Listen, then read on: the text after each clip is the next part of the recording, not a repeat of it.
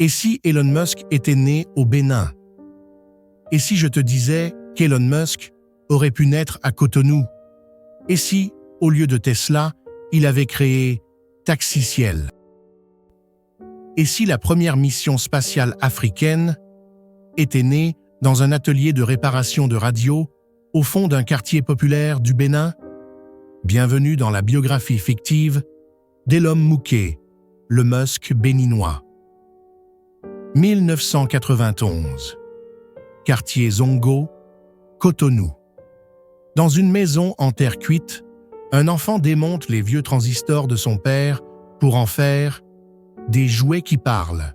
À 11 ans, il répare déjà les lampes torches du quartier. À 14 ans, il capte la radio chinoise sur une antenne faite de fils électriques et d'une cuillère. Il s'appelle Elon Musk. Il rêve de connecter toute l'Afrique. Un jour, Elon voit une coupure d'électricité paralyser l'hôpital local. Il décide de créer une lampe solaire faite avec une boîte de tomates et un vieux circuit imprimé. Ce n'est pas un gadget, c'est une révolution.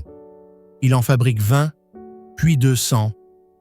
À 18 ans, il dépose son premier brevet local qu'on lui vole. Il jure: un jour, le monde copiera mes idées, et non l'inverse.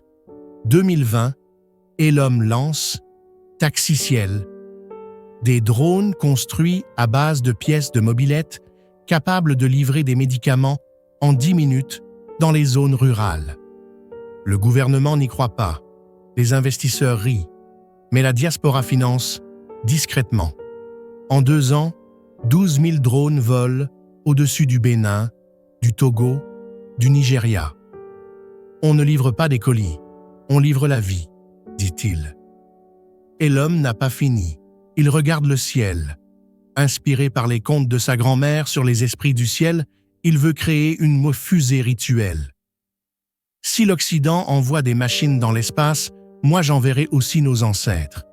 En 2035, il fonde IEW Space, une entreprise afrospatiale dont la mission est simple: écrire l'avenir depuis l'Afrique. CNN le compare à Musk.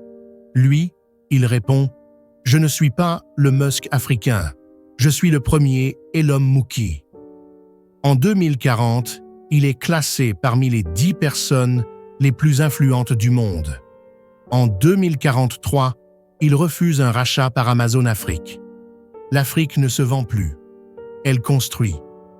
Cette histoire est fictive, mais Elon Musk aurait pu exister. Peut-être qu'il existe déjà quelque part. Peut-être que c'est toi.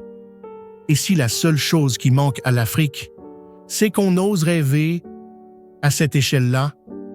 Si tu veux découvrir plus d'histoires de légendes africaines oubliées ou inventées, abonne-toi, active la cloche et prépare-toi à voir le futur de l'Afrique, comme tu ne l'as jamais imaginé.